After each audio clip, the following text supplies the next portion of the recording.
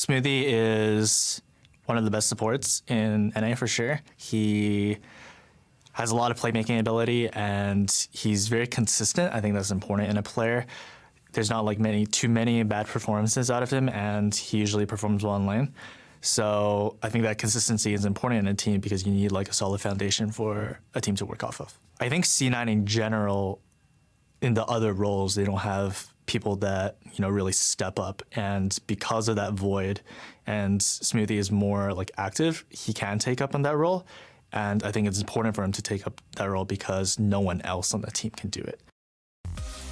Welcome back to the North American LCS. The teams are readying up on stage for round 2 between TSM and Cloud9. And the big change we got to talk about, Ray is in, Impact is out for Cloud9 in Game 2. Yeah, and maybe it could be about getting a little bit more playmaking, although I generally agree with what Biofrost said. Last game was a bit of a different story because Contracts was making so many of the plays. And as the analyst desk mentioned with this Ray sub in, I think it is a little bit peculiar because Impact had probably his best game of the split so far. And Cloud9 had actually just released a video today as a status update where Reaper was talking about the team and said Ray had been taking some time off for some medical issues. So I'm actually quite surprised to see him in this game. Yeah, it's a little bit confusing, but maybe they've got a secret plan up their sleeves. And going back to what you just mentioned, talking about Contracts, because this was actually what I was bringing up last game as the big fight exploded and it cut me off. So I want to go back to that because I think it was really cool. We were talking about Svenskeren and his unstoppable Lee Sin and the 9-1 record and how we were like, they let it pass. But they let it pass because Contracts said, don't worry, I can beat him, I can contain him, I can outplay him with the Elise, and he did. Yeah, I mean, looking at the stats book, it's going to be now 10-1 on Lee Sin for Svenskeren. But I agree the Contracts outperformed him that game. There were a few plays that Svenskeren made, but there were many more that Contracts did. So I think they did get a lot of value out of the first pick Elise, and they definitely got a lot of value out of the second phase Renekton early pick that they picked essentially blind because they were waiting on the top lane counter pick from TSM. Not too many huge complaints about C9 in that last game. Mainly, it was Sneaky getting hit by Shockwave after Shockwave in some of those team fights, and also just Bjergsen's performance in general that tipped it over the top. Exactly. Sneaky wasn't really stepping up or having a noticeable performance in the game at all. Bjergsen was, but the top lane and the jungle for Cloud9 were actually doing really, really well for themselves. In a team where we always talk about the mid lane this split, it seems like that's our constant story. Jensen's the one who's carrying. Jensen's the one who is performing. But it was top and jungle. It was Impact and Contracts that really had the best performances. Yeah, I agree. And even though Jensen ended up getting a fair number of kills, most of those were set up by others. That is something that happens when you are playing Victor. Victor's not a champion that necessarily sets up for himself. So in that sense, it's a slightly atypical composition for Cloud9 lately. Just for an update, Ray is still getting fully checklisted to get into this game. So we're going to be about 2 more minutes from champ select to C9 kind of build up whatever their counter strategy is going to be against TSM. But like we're saying, I didn't see much wrong with the way C9 approached that game. The biggest issue for them was that they lost pressure in mid lane, they lost pressure in bottom lane, they essentially lost both of those turrets without much jungler interaction from Svenskeren, so they just have to perform better in those 2 areas. They also need to be more aware of exactly what their opponents can do with what they've acquired for themselves so far. TSM taking that Baron for free at 22 minutes was really, really harmful for the overall Cloud9 game plan. It accelerated the game to the point where they couldn't really catch up. Yeah, I agree with that. You can also call out Cloud9's macro for not necessarily being that on point this game. Although, if you're going to do that, then how do you credit all of the picks that Elise gets? Because you just don't create picks out of nothing with Elise. You have to have vision control and people in position in order to make those plays, which I think is pretty interesting. It was mainly just that one lapse in judgment when there's a double Mountain Drake up for the other side, and it really seemed to, as you say, catch Cloud9 off guard. And that's the problem, though. When you have 2 of these teams that are consistently at the top and consistently always butting heads with each other. I mean, we mentioned how the overall record was 28-30 going into this between Cloud9 and TSM, almost dead even in 60 games. Yeah, and if TSM 2-0s this, it moves to 30-30 because it wasn't too long ago that C9 was dominating this matchup. I mean, back in the high days, along with Sneaky when C9 was just in there, and the first few banners that you can see on the Raptors here in the North American LCS. We don't see them from our angle because the screen blocks it. All we get to see is TSM and COG, but they do exist, right? Cloud9 used to be absolutely dominant, and they really want to start getting that back, and it could start here if they don't want to even that all-time record between the two teams. Well, Cloud9's going to have to step up in this game, or TSM's going to find their 2-0 going into picks and bans. Cloud9 taking some of those effective tanks off of the table with Zac and Galio banned out, while TSM focuses solo lanes with LeBlanc, Kinnan, and Syndra. Caitlyn, the last ban from C9. Yeah, so multiple mid lane bans here by TSM, not wanting to blind pick either of those. And wow, that's an incredibly early Jhin by TSM. Almost reminding me back to the Lucian days for TSM, where Doublelift just had a pick that he wanted to play. Right now, it's Jhin. And, you know, seeing Doublelift back on TSM, this is a guy that they can count on to carry. This is a guy that they're happy giving him the picks that he wants to play, and Jhin apparently is that pick. And Orianna for Jensen. He's saying, you're not taking this away from me again. Very rare that you see a mid lane locked in that early in the draft phase, but this is seeing LeBlanc and the Syndra are off the table, and Jensen is saying there are no bad matchups for this pick. I am getting it right now, and he does it. And we mentioned in the last pick and ban phase, Jensen has had stellar performances on the champion so far this split. Bjergsen just had a perfect game on it in game 1 in this series. Both mid laners would love to see that happen. It's going to be Jensen, the one who gets to play it this time around. Gragas also locked in on the side of C9. Very nice flex pick. Could play at jungle, could play at top. Always keeps your opponents guessing. Yeah, it changes the second phase of bans when you do have something that can flex like that. TSM, even though they have the Corki, is now totally a mid lane pick. That's going to be what they're throwing up against the Orianna. They do not want to give C9 the ability to ban even more things that Orianna could be good against, so you can understand that pick. And then also the Elise, even with Lee Sin up, that's how much they want to deny it from contracts. Well, TSM saying, all right, you steal our mid laner, we're going to steal your jungler. Steal for steal. As Corki is locked in against that Orianna, like you said. Corki's been seeing some more play recently. Ever since they changed his auto attacks to be 80% magic damage, he's seen a bit of a resurgence. Yeah, it's peculiar in some cases, but I do think it definitely benefits him since he can very clearly go magic resist builds. I think Corki has traditionally been one of the things you pick into Orianna because you can sustain some traits, but I've really seen this matchup go either way. Braum going to be the final pick of the first part of the draft here for Cloud9, grabbing that support role nice and early. They see that their opponents have plenty of range damage. That shield will do a lot of work blocking that off, keeping the team nice and safe. You see Braum with a 52.6% win rate, so just a little bit positive there. 10 and 9 in the LCS, and this is really when we're going to get to see the target bans come through. Yep. There's a support picked by C9, so they're getting rid of other supports. They're going to pick their marksman when they may, and they're just, at least for TSM standpoint, saying we don't want Ray to be able to take over the game on Fiora. Pretty generic ban there. TSM doesn't actually seem to have too much of a goal with what they want to do there. Yeah, Fiora is a really strong champ. Ray is a very strong carry top player. Makes sense to ban that one away. Taking Thresh away from Biofrost as well, stopping some of that playmaking potential from the side of Cloud9's bans. And they're getting rid of Tahm Kench. The thing that TSM was happy to pick last time, they can't this time. Yeah, so I think that gets rid of a lot of Biofrost's more favorable picks. Braum, Thresh, Tahm Kench off the table. The shielders are not nearly as good as they have been in the Lulu and the Karma. There's still the potential for a playmaking Bard or Rakan, but that is a much different look than something that can be a pseudo frontliner like a Braum or a Tahm Kench. Yeah, Rakan, the last remaining champion that he's got a few games on there other than the Lulu, which like you said is much weaker now than it had been in the past. Gnar banned away from TSM as they really want to keep Ray off of those types of champions. Yeah, Gnar hasn't even gotten that second suite of buffs on patch 7.12. That will be on patch 7.13. Still respected from Ray, though. Sneaky contemplating the Varus here. Looks like they're just going to be going with that. Yeah, that's what they're thinking about. Nope. All right, Tristana locked in for Cloud9. Yeah, and here, Ray's got something that he's confident with against Renekton. It has to be, because they're almost daring TSM to take it here and force Haunter to play around that style. Could it be the Mordekaiser? It could be. We've seen Mordekaiser picked 3 different times in pro play, and I believe 2 of those times it was picked as a direct counter to Renekton. And by the way, we were talking about this in the office the other day, me and Freak, where Mordekaiser is one of the only champions in pro play picked in top lane more than once that's undefeated. True. It's against Kled if he decides to go it, so I think it's a little bit more unlikely. They could also go Gragas up there and just throw Contracts onto Lee Sin and have a standard team fight team. Okay. Or the big J4.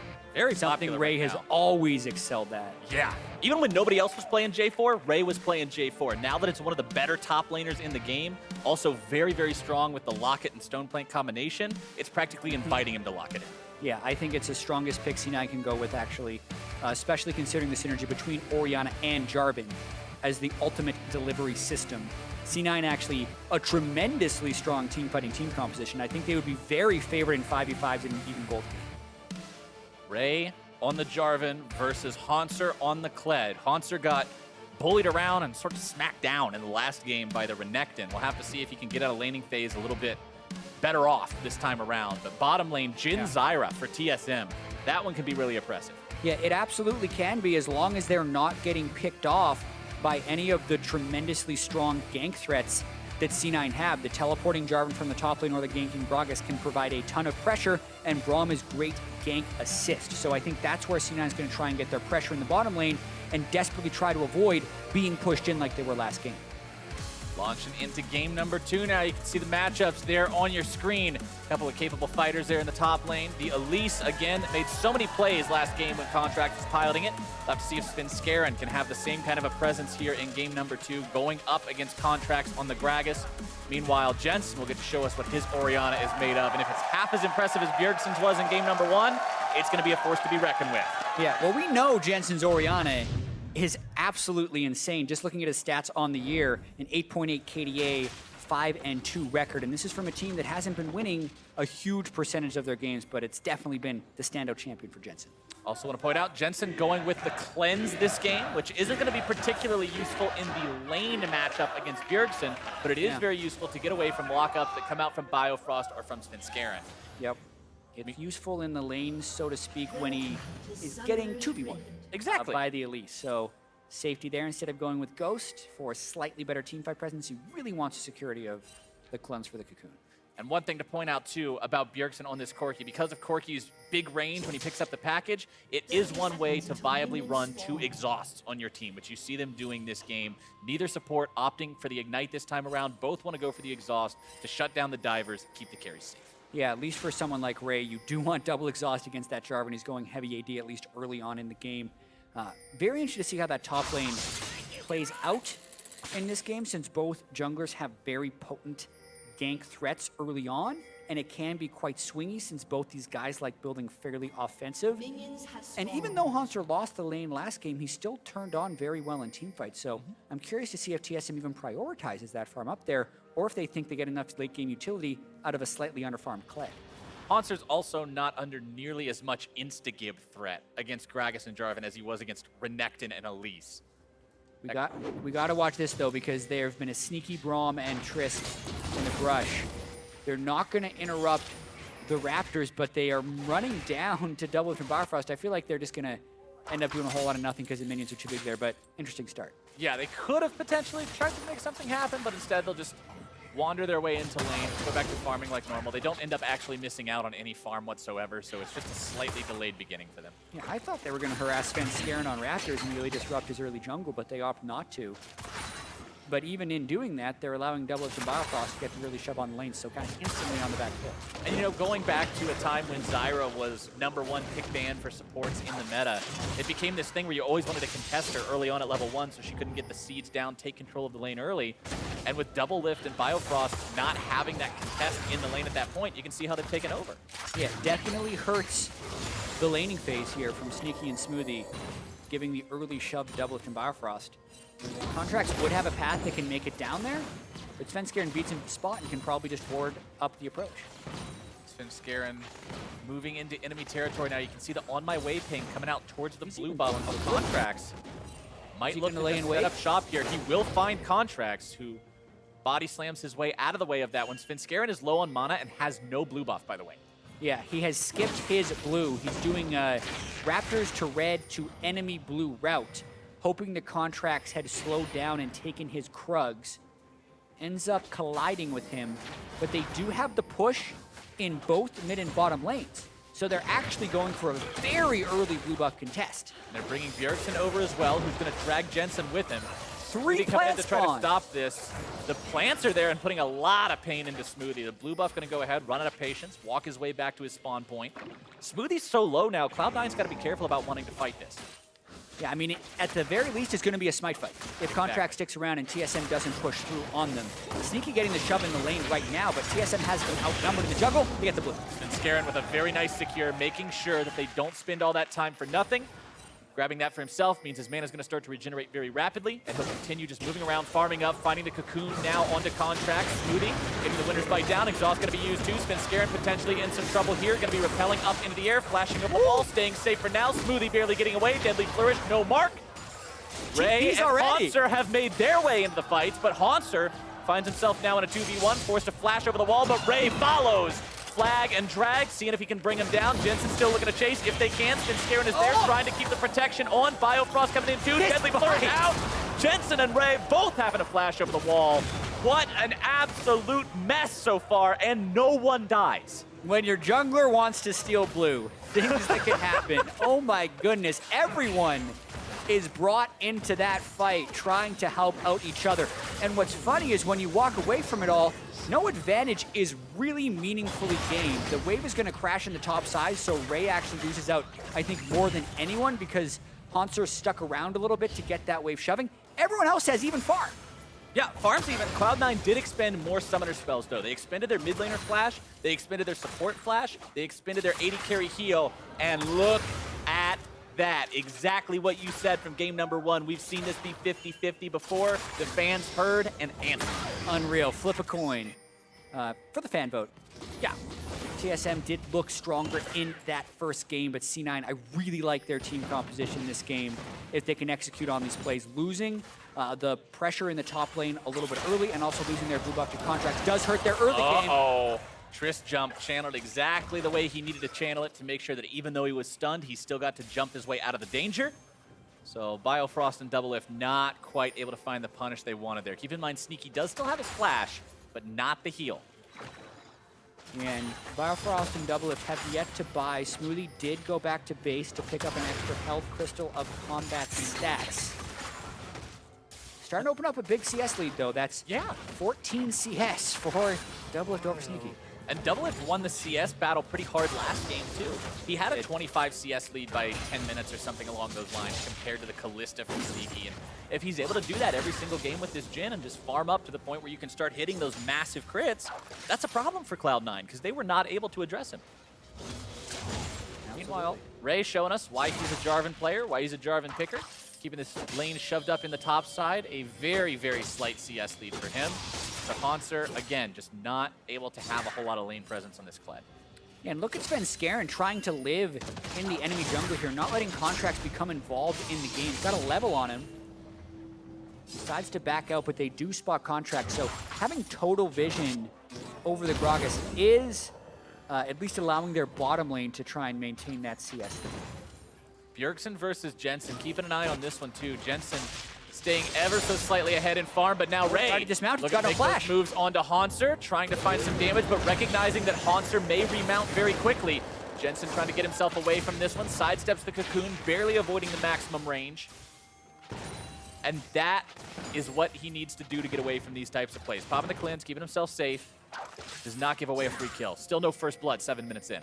Yeah, very close laning phases in the other lanes that we're talking about, mid lane and top. And Contracts just now getting a little bit of revenge here. Perfect timing on the red buff respawn. Reading Scarin's early jungle route, knowing he invaded with red and nothing else, meaning he started Raptors to red. Good timing. Likewise, Scarin pulling the same trick on Contracts. Yep. Contracts saying, you know what, if Scarin's constantly trying to scare me away, constantly trying to fight me on a very dueling capable champion, I'm just going to steal whatever he steals and avoid the problem. Wise coming from him. Good job reading the opponent. Still a 400 gold lead for TSM, thanks to the farm leads that they have, mostly there in bottom lane, like we were talking about earlier. Neither jungler really able to get on the board just yet. You can see a little bit of vision placed down by Contracts in enemy territory as he made his way out from stealing that red buff. Infernal Drake is the first Drake on the board this game too. And a lot of times, Jat, you don't see first Drakes be taken till later on in the game, like around the 15-minute mark. Infernal is the one that is commonly the exception to that rule. Oh, man. As now they're able to find the catch here onto Biofrost. The CC and the damage coming out. The flash does not succeed initially. Still able to keep him alive for now. Bio walks away, and Smoothie is ultimately punished. First blood for Bjergsen. Oh my goodness, that hurts for C9. They thought they had the damage, but it's just a Gragas and a Braum. Biofrost also consistently getting off these 2 and 3 plant spawns in the jungle fights, which is turning so much damage. Baited by the control ward with no vision in the river, and C9 land both of their CCs. Post flash though, they can't get in range to auto attack. Gets that E off. It is just 1 plant, but then 2 more spawn afterwards. Allows Bjergsen to collapse down as well, since it was on TSM's side of the map. And Bjergsen's got to be really happy about that one too, because that is an early but yet successful package delivery. You almost never get to see the early packages be useful for anything. A lot of the time they just get shot off in the jungle and don't accomplish a whole lot. But being able to use one of those to actually make a play comes through pretty big. Yeah, you got to be really careful when the package comes out as well. So that's actually pretty bad timing for C9 to make that invade. Oftentimes, when we first saw Corki, you actually tried to invade the enemy jungler with package right away because it's such a power spike at that moment. That was kind of the ideal play. So C9 did leave that opportunity open for TSM. Now TSM going for that Infernal Drake. Like I mentioned earlier, this is the one that teams will go for pre-10 minutes. And TSM will not be making an exception to that rule this game, grabbing themselves extra damage, especially with Jhin and Zyra on your team. That's going to be ferocious later on. Yeah, it is far and away the best Drake for Jhin in particular. He has so much AD scaling in his kit. He actually scales more multiplicity with Infernal Drake than any other champion in the game. So you're going to be very happy about that if you're TSM. Not to mention, everyone on that team will be building AP or AD, which is also rare. You've got a bruiser top laner, you've got a bruiser jungler, you've got an AP support.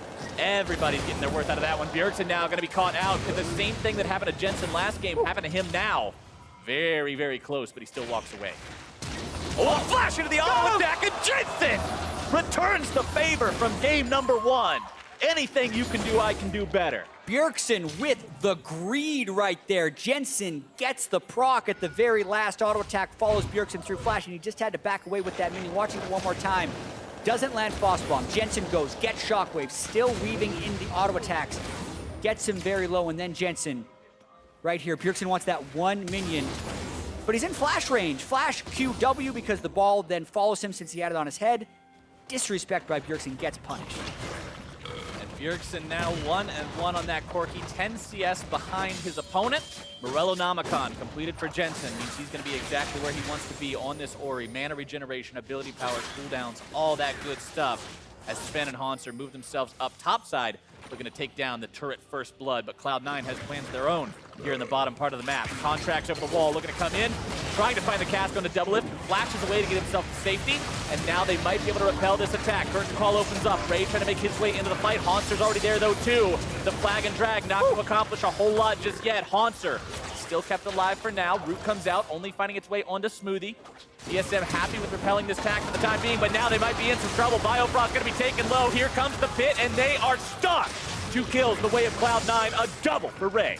And even if it feels like you're winning the 3v4, you have to remember it is a 3 versus 4. You don't chase it. You don't chase it. They repelled them from the turret, and Svenskaren's solo push to the top lane is not good. C9 pounce exactly when they need to return, as TSM was chasing out. They get what they wanted eventually with that TP play.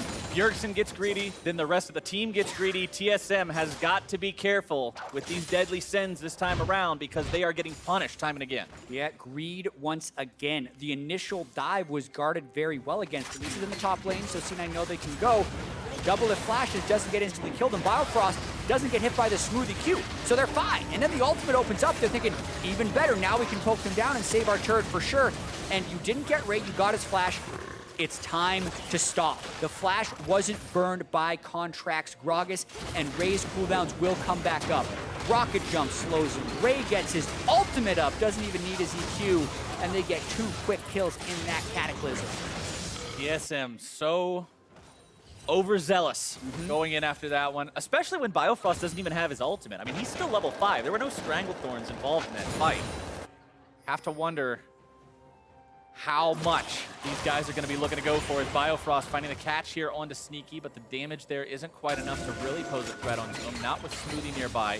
1 turret to 1 overall, 20.2 to 20.2 thousand gold. These teams, again, just blow for blow. Even though Cloud9 has got that kill advantage, it's TSM with a massive farm lead there in the top lane, even though they're falling behind a bit in the other 2. Yeah, Ray has had larger impact with these teleports in, but still down about 200 gold on account of the farm. Still such a neck-and-neck game. Something that's biting TSM a little bit is Biofrost being underleveled. As you mentioned, he was level 5, 13 minutes into the game as a support that is already often focused against so much initiation from Cloud9. He has to play so carefully for the duration of this game, but as you say, still anyone's game at this stage. Oh, absolutely. Trinity Force now completed onto Bjergsen, and with another package coming up soon, you can also see it armed on him right now. He will be ready to make a big play if given the opportunity. This goes back to what you mentioned earlier, Jat. As Cloud9, you've got to make sure that you're not getting greedy now. You got to make sure you're playing around that package, staying safe, not giving Bjergsen the chance to use it so effectively again. And you can really see C9 trying to set up around this top side, accidentally double control warding the brush in the wave. And Contracts wants to get something. He was warded out by TSM though. TSM still looking to see if maybe they can get something out of that Corki package, but Cloud9 seems to have learned their lesson after the first time. Doublelift trying to clear away some wards top side, place some of his own, but 2 control wards will make sure that that doesn't happen anytime soon, as Ray and Haunter will find each other here in the river. Haunter looking to go in on Ray, who misses his flag and drag. Now he's going to be chased down. The charge comes out. Another bear trap on a rope, going to be snapping him right back into place, and Bjergsen's there to pick up the kill. A costly mistake by Ray right there. You can pull Jarvan out of his EQ combo with Bear Trap on a rope, but I don't think that's what happened there. I think Ray placed his flag into a wall, so it moved, and then his Q didn't connect. I think that's what happened in that misplay, but either way, it's an easy kill picked up by TSM. Mechanical error that leads not only to a death, but now the summoning of the Rift Herald. TSM going to take a turret with this one. Haunts are going to continue being able to push up. He's got his jungler on this bottom side of the map too, so he feels safe down here. Disaster for Cloud9. Yeah, we're going to watch this one more time. Haunter obviously does have the level advantage and the CS advantage. Watching this. Exactly what you said. He placed it on the wall and it went too far away. And even then, Bear Trap on a rope could have pulled him back as well because of the timing of that EQ. So even if he would have connected it, there's a chance because of his timing he would have been knocked away. A lot of things going TSM's way here in the last few minutes. Including a second Drake. Cloud Drake on this one. Looks like the third Drake of the game is also going to be Cloud, so no more Infernal spawning. So that's one thing that Cloud9 can be thankful for. Bjergsen and Jensen going at it, 1v1 yet again. Exhaust out, curtain call opened up. Jensen trying to flash away. Second shot hits, third shot hits, fourth shot hits! Double lift, securing the kill. Woo, and those are dodgeable at this point. Jhin has been changed so the slow duration isn't as long, and Jensen also was in the aftermath of his cleanse for a short time, so could have potentially dodged those, but great aim by Doublelift to land 3 shots in a row and get the kill. Doing mad work with those Jhin ultimate shots. It's such a fun ability to see used correctly because of the sheer amount of range and how much you have to predict your opponents. Especially now, like you said, how it's been fixed. You don't just hit them automatically because the guy's slowed. You still got to be able to properly predict those every single time. Doublelift deserving of that kill. And now all outer turrets down for TSM, and they move into the jungle to get rid of some of C9's control wards. I mentioned that C9 has an incredibly strong team fighting composition. The Jarvan, as well as the Gragas and Braum to initiate and be a frontline, and tremendous backline damage dealers in the Orianna and the Trist. However, if TSM is getting these picks and landing these long-range skill shots, they can still prevent the team fights from happening. The first shot is flashed.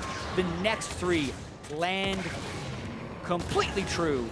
555 damage crit to close that one up. Oh, this is such a cool angle. Look at that. Kaboom. See ya. I love our camera angles.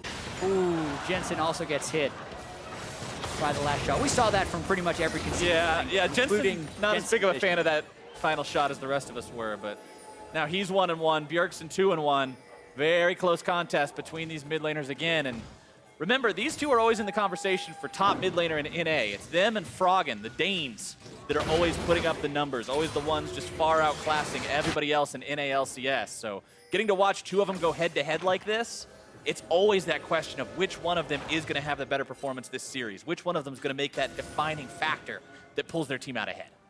Exactly, and Jensen needs to be able to dodge those skill shots in these moments to help take down TSM. If C9 lose this game, that would be a 4-0 game score for TSM over Cloud9 in this split, which would not bode well for playoffs.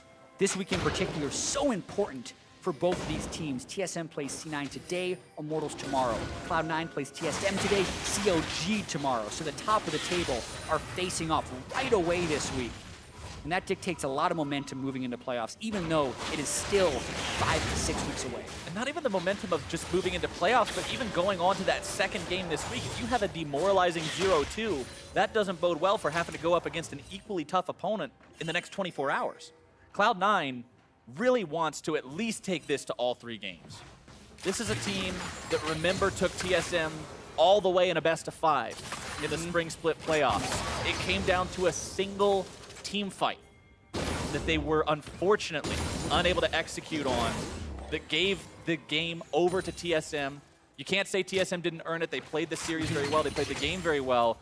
But that moment has still got to be living in the minds of the Cloud9 players and the Cloud9 team. They want to get revenge for that one. Exactly, back-to-back final showdowns between Cloud9 and TSM. And Cloud9 has beaten TSM with some level of regularity in the regular season.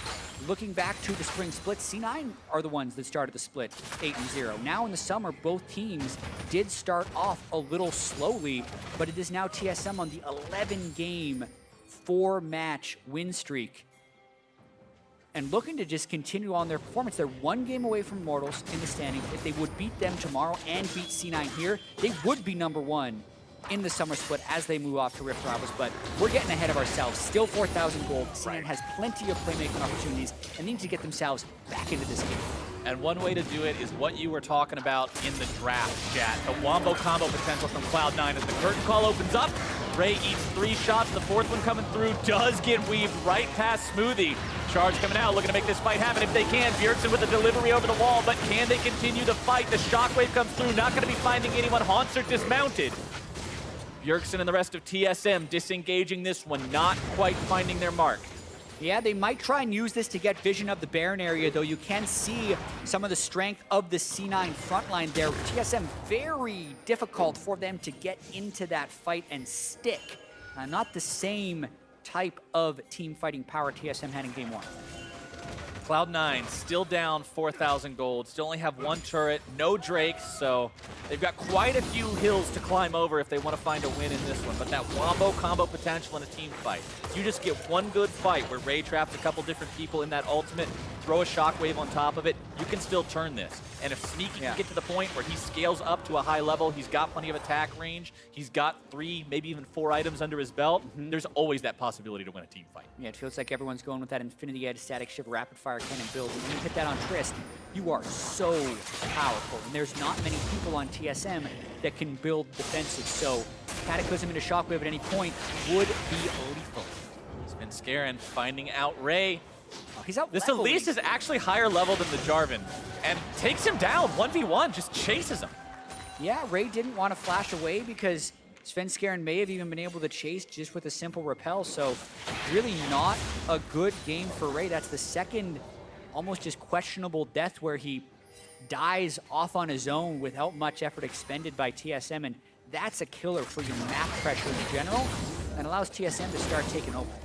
And this is a very different story from game number 1, as Sneaky might be caught out a little bit here. He seems to be okay, but recall back to game number 1, Impact bullying Haunter around. He was the one who was up 40 CS over his opponent. He was the one drastically winning the 1v1, but now in game 2, even the enemy jungler is 2 levels up on Ray, and he just has no presence. Exactly, they even saved the last pick for the top laner. Had a chance to do Renekton versus Kled once again, which Impact was so good at, opted not to. decided for the Jarvan for the team fight presence, but he is never getting to team fight. He is just getting pushed around in this side lane, 2 levels below Hanser and Sven Skaren, and losing his turret, if not his life. Hanser and Sven looking to make the play yet again, forcing the flash out this time. That's why Ray saved it when he was being hunted down by Sven earlier. Sneaky walks up, doesn't care about a couple of turret shots, just trying to grab some objectives off to the side. Cloud9 not wanting to fight TSM mano a mano for the time being. Just looking to trade objectives wherever possible. Yeah, 1-for-1 turret trade is actually not that bad for them. And if Ray can make a play after that, grabbing the pick onto Bio. They want more. Here, but now, Jugglin's been scaring backwards, seeing if maybe they can make some more happen. Blast Cone gonna be getting him away. Ray still has the ulti, but they don't want to be going for anything else just yet. Ray might not be having the best game, but he's still got 3 out of 4 of Cloud9's kills. he's always got that killer instinct. Yeah. He will make a play even when he is not having a good game. He's one of those players that just keeps on shooting. Have the word on Biofrost. Oh my god. That was Jensen. And Ray flashed over the wall. Or flashed for an auto attack, rather. He hit over wall and flashed to kill secure. Ray secured the kill. Yeah. Exactly. Ray made sure. But Jensen was the one who did 95% of the work. 2 Cloud Drakes already under TSM's belt, and the next one spawning. Normally we make Cloud Drake memes and jokes and everything else, but with TSM having the lead that they have, getting 3 of those and that extra 75 movement speed out of combat means they'll be able to rotate through the Cloud9 jungle very quickly and really just take control of this match. Yeah, I think the Cloud Drakes are much more valuable when you have a sense of reliable initiation, but TSM will still have to land a skill shot regardless of where they're going, so it's a little bit less value than, say, having a Malzahar who just have to walk up and press R on someone. Right. So I definitely think they're not that happy with it, but every Drake is good to have. Yeah, it's still going to be better than giving up the objective. Now Ray able to drop that zone. Can they get some more damage in? Hanser grabbing the kill onto Ray to start things off. Biofrost taken low, but Cloud9 in full retreat. Doublelift able to find a kill for himself off that 4th shot. Hanser looking to go on to Sneaky. Won't quite find that one just yet. Multiple blinking health bars on TSM and a big whiff on the Shockwave. Deadly Flourish sidestep. Sneaky still looking to fight if he can. But TSM will walk away with such critical health on their members, but no deaths is still fine. Yeah, too many whiffs for C9 right there. Ray goes early, not in sync with the rest of the team. They do have a good team fighting composition, and they thought with Leanders and Morellonomicon it was time to fight. Ray, though, is spotted, decides he needs to go instead of disengage, but Jensen can't make it in time, and the rest of the team gets zoned by the Zyra Stranglethorns. Hanser then re-engages, the shot rings true onto Smoothie, and they pick up 2 before retreat. And the exhaust that came out onto Ray in that fight from Biofrost, it happened as he was mid-jump to the Cataclysm. It stops that dunk from being a dunk. It's more like a gingerly half slam. Gingerly layup? Yeah, and it doesn't work. It doesn't do the damage that would have potentially resulted in deaths instead of blinking red health bars. Very good job coming out from Biofrost, making sure that he stopped that damage from coming through. That's why you have 2 exhausts on the team, so you can make the plays like that, and it brings TSM up to a 4,500 gold lead. 2 kills up now, finding some stuns and some damage out onto the enemy jungler, looking to take him down, but it's Sven, who's now having a lot of damage returned onto him. He's almost going to be taken down. Jensen grabbing the kill, and it's turned around by Cloud9. Oh man, just a slingshot of a health bar the Contracts has there. Gets the shield, the heal, as well as the Spirit Visage enhancing the Gragas passive. It looked like he was going to get bursted down, but they turned around and they actually turned straight for Baron. They still have Shockwave, they still have Cataclysm, and they know they're in a 4v5, so C9 trying to make a play. Now they're starting things off, grabbing the kill onto Biofrost. It's a 5 versus 3 for Cloud9, and Sneaky is just zoning away the remaining members of TSM. Bjergsen coming into poke. We're going to see what he can do here. There is a lot of damage potential coming out from this Corky. Winter's Bite is laid down. Bjergsen's going to flash away, caught out, stunned up, brought down. Sneaky grabbing himself that kill as Cloud9 again says, leave us alone. We came for the Baron. They're going to be forced off of it for now. Hanser walking away. Bjergsen gives up his life, but they will stop the objective take. Sneaky over the wall. It's going to make Baron a little bit mad there. And Doublelift held his curtain call that whole time, which is, I think, why C9 didn't want to restart the Baron again in a 5v2. But they still get so much off of that play, being able to turn around the aggression from Sven Skaren and then played around the Baron there pretty much perfectly, I'd have to say, peeling for the kills and actually hitting the shots. They landed the skill shots from Smoothie to secure the kills.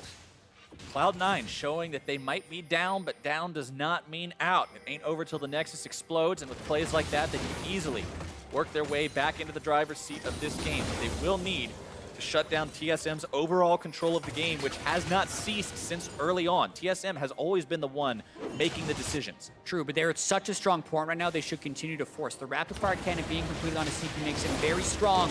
They are rushing this Baron. Cloud9 trying to take it down as fast as they can. Smoothie going to be blocking off some of the damage. Baron taken down. Sneaky grabbed the kill, but it's Smoothie who's killed off first. Ray into the back line, now going to be collapsed on by the rest of the team. Cloud9 looking to get away if they can. Jensen trying to port back if he can do it. Spin Scarin trying to go in, almost going to be brought down. Haunter looking to chase these guys, but he's all alone behind enemy lines. Dismounted, brought low. Jensen going to be taken low as well, but Sneaky grabbed the killing spree onto Haunter.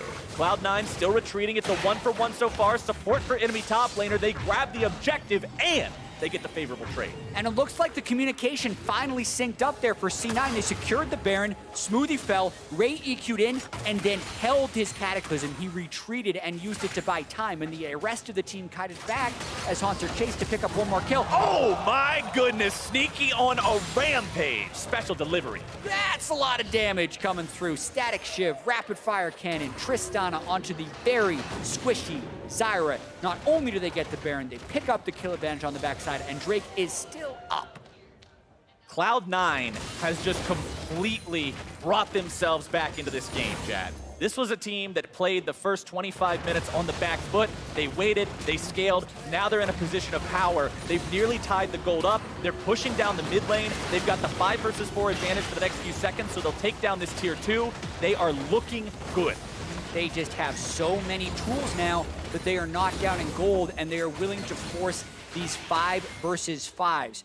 Ray's Jarvan, Smoothie's Braum, but also the scaling of the Trist at this point to activate the Braum passive and the ever-present threat of Jensen's Shockwave, which is a tool TSM had last game. They want to keep going. This tier 2 is not going to be stopping them today, bringing it down low, and look at how much damage Sneaky does to these turrets. This is the strength of the Trist. It's kind of like a Caitlyn in that item scaling you were talking about. You hit 3 items, and all of a sudden it goes from, okay, Trist is sort of an issue to Trist is a problem.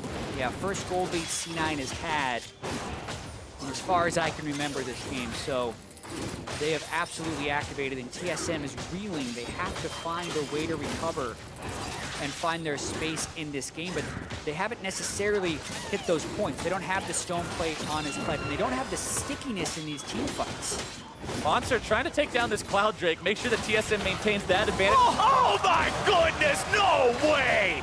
Spin Scarin now in some trouble, having to rappel down, trying to get himself away from this one. Oh, Ray coming man. in the back line, and TSM is in some trouble. Ray creates the pit, and now they're going to be routing TSM. 2 dead, Bjergsen included. It's a 5-man push from Cloud9. Murphy's Law was in full effect here for TSM. It just fell apart. Everything that could go wrong did. They lose the Baron.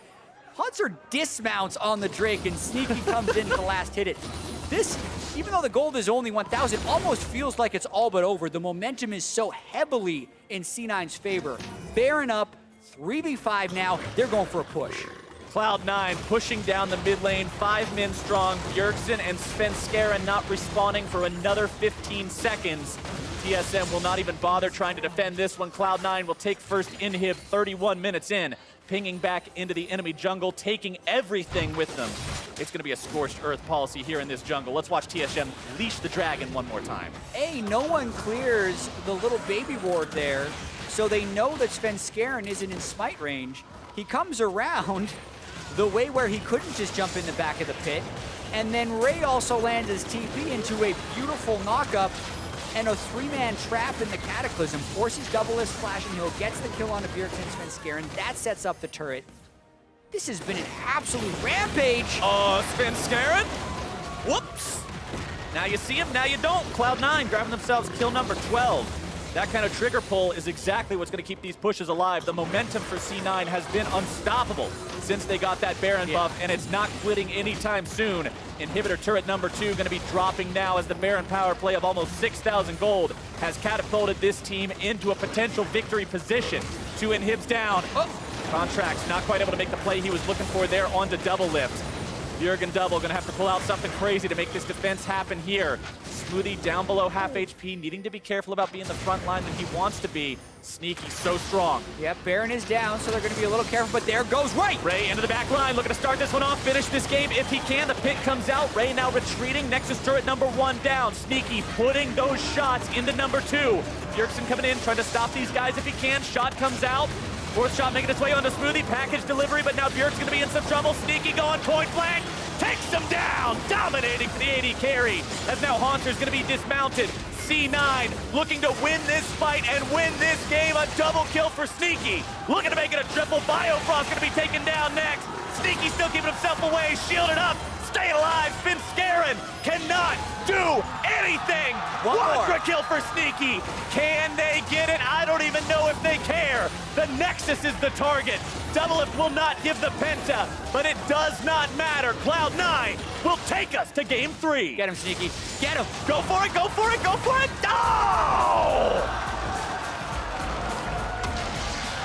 There's a guy in the audience that I could see the visible anguish on his face as that Nexus exploded, and I feel you, guy in the audience.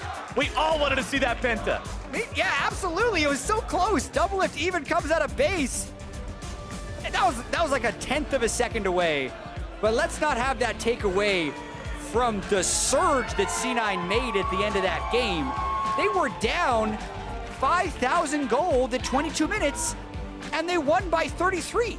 That was so impressive from Cloud9. Staying patient, staying, I want to call it clean, composed. As they were waiting. Yeah, composed, that's the word I'm looking for.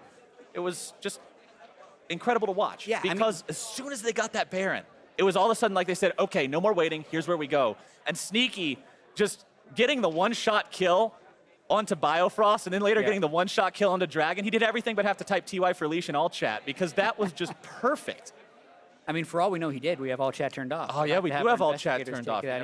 Yeah, I'm happy to see this series go to 3 because it did look like TSM was going to just kind of steamroll over C9, especially when Ray was getting picked off again and again in side lane.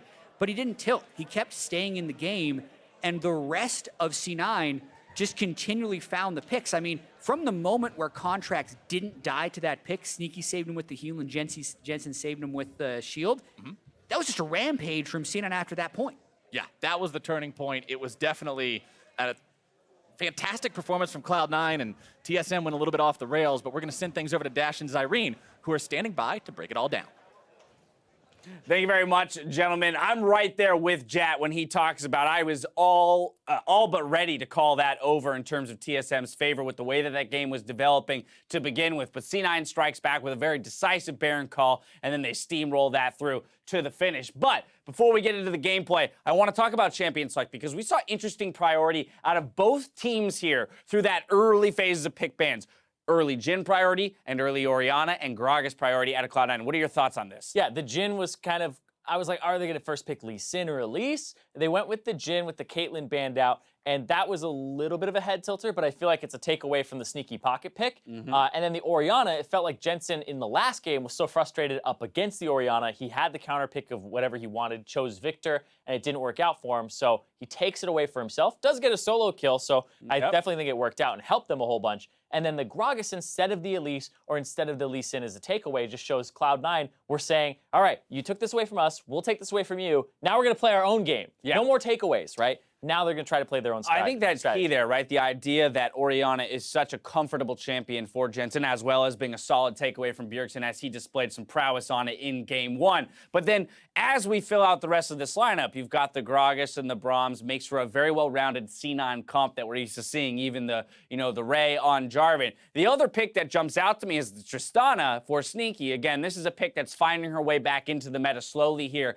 in the summer split. But we saw her really open up in those late stages of the game and become so potent, as was mentioned by the cast. And I really like her alongside Braum because then you're able to have the slow into the stun, and then she can get a lot of resets. And it's just so much guarding for this late game hyper carry that has the increased range from her Thread the Bead on her passive, and then she gets the rapid fire cannon. So at level 17, when he's going off, he has 812 range every time it's up and 660 plus otherwise. Exactly. But before we get to that late game stage, right, we have to survive the early game in which C9 was definitely at a loss. We were questioning the Ray sub-in from Impact based on how well Impact played in game 1. Ray comes in, and Hauser jumps up to a 31 CS lead at 15 minutes, essentially doing to Ray what Impact did to Hauser in game 1. Yeah, it feels like these top lane advantages are meaning nothing right now. You're just like, whoever's winning the top lane isn't winning the game. But this was really sad to watch because he's just getting completely bullied out. The jungler is 2 levels up over him. He TP's bottom. He's level 7 to level 9 from Hauser. They turn it around, so he's luckily getting some kills and helping the team out, which was really Ray's saving grace, right? Was that he was helping in the team fights, and that's what the Jarvan pick was for. They could have gone Renekton here and would have had Ray in the exact same matchup they did last time, but they went with Jarvan because there's so many squishies on this team. The only person that really doesn't get obliterated by even a bruiser, a Cataclysm, is the Kled. Everybody else, if you can lock them down for your Orianna and deliver the ball, it's a much more reliable system to use than having a Renekton here that can get interrupted or rooted and knocked back and stuff, where the Jarvan can EQ through roots from the Zyra. I was going to say, as underleveled as he may be, he's still going to be able to deliver that ball. He's still going to be able to corral people into one area. And again, give Sneaky the platform through which he can mow through the rest of the team. So, of course, we saw that really decisive Baron call out of C9, helps them kind of reset the map and the match entirely for themselves. And then Sneaky does all the work. He does all the work, mowing people down. We saw the Quadra, almost the Penta at the end, as well as the Dragon Steel itself. It all comes through for him. Yeah, they get the pick on Biofrost with the explosive cask, and then Sneaky frontlining there and just able to just zone out. Contracts leaving the pit, and this is just constant baits here, right? It's like, wait, who's actually doing the Baron? That's that range you're talking about, though, late game, right? Along with the Braum Q, it's almost impossible to get away from. If Braum flash Qs, then you're able to follow up with that gigantic range. And right there, gigantic range on that as well from Sneaky. We're talking 800 plus at that point, where it just comes out of nowhere with the crit. And now he gets the resets. Here's that jumps too. Oh, right as we move. Just like the Nexus exploding on the Quadra, it happens again. No, we got robbed. But you saw there right at the end, Ray coming in to set up that play, right? That's a big number of kills that are going to go over to C9, give them total map control and map pressure. You can see how quickly the tides turn from a TSM gold lead of 4.7, 5K, all the way down to a 6K gold lead at the end of the game for Cloud9. And hey, we're moving to game 3. I think that's the big thing we got to talk about, is that now we get to see it. Let's go. Ask and you shall receive. Ray goes into the back line. Boom. This Double is knock exactly up. what he was picked for.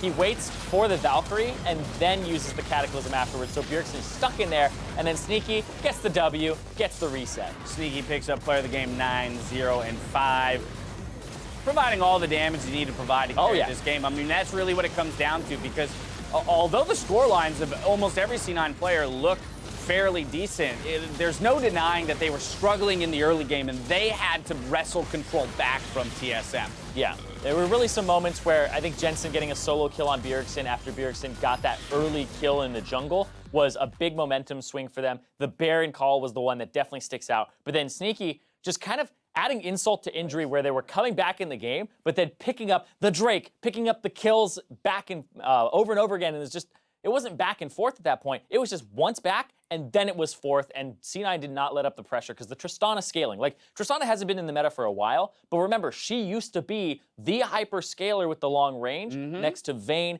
and Jinx. And so when she's back and she has that mobility, she's best in class in range, and also when Caitlyn is banned out, she's kind of a substitute. She's also best in class at taking turrets. So when we talk about teams getting advantages off of picks, which seems to turn the tides of so many games, Tristana lends herself to that quite well. Now, let's talk about game 3. We go back to the side selection of game 1, which means that C9 will be moving back to blue side. Ray is going to stay in for game 3. So got the win here. Maybe not because of his performance, but got the win staying in. What would you like to see out of either of these teams here in game 3 in terms of adjustments moving out of game 2? I feel like the Baron is kind of the big thing here, whether it's protecting it or knowing how to bait it and play around it, because what happened there was the composition from TSM really could only go forward with the Kled, right? If you're ulting and engaging with Kled, then you're in that fight, and they weren't all from the same angle to take it. So knowing their composition and how the Baron needs to be approached with it. And we have to remember from game 1, TSM with a really decisive call as well, picking up the Baron. So both winning teams here finding a way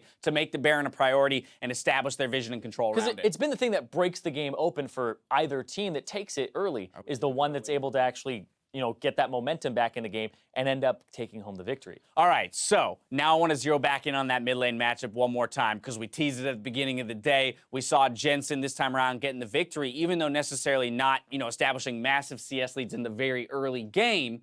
What do you want to see here in game 2 out of this matchup? Because presumably, they could prioritize the Orianna in the first pick, but that's a hefty price to pay just to get him that champion. Yeah, question is, what do you really want in that first pick? I think the Orianna, because like Cloud9, we think about them and we think about how well Jensen has been doing for the team, and Sneaky just stepped up in that last game as a secondary carry threat. But if you're going to get Orianna and you don't feel like there's anything that TSM can play into it, if it is the Corki, that didn't work out that game as well as they would have wanted, so maybe you do that. It's possible that they go for that first pick, or they possibly first pick the Jhin because it seems to be such a high priority for TSM. But I feel like Cloud9, we're comfortable on the Tristana too. If it ain't broke, don't fix it. Anyway, that's what we got out of game 2. Looking towards game 3, Cloud9 versus TSM, coming right up after the break. We'll see which one takes the match after this.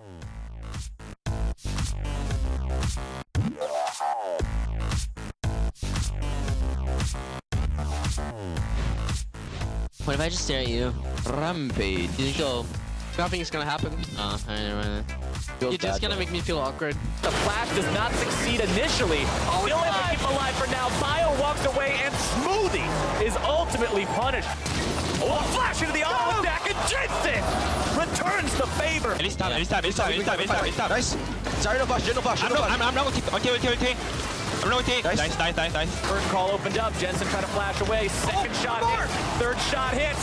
Fourth shot hits. I'm here. Yeah. Kill him, I need no flash. Push on from side. Jensen, pour. I got ulti here, Okay. Nice. Push him in. Sneaky still giving himself away. Shielded up. Stay alive. Finn Scarin cannot do anything. 100 kill for Sneaky.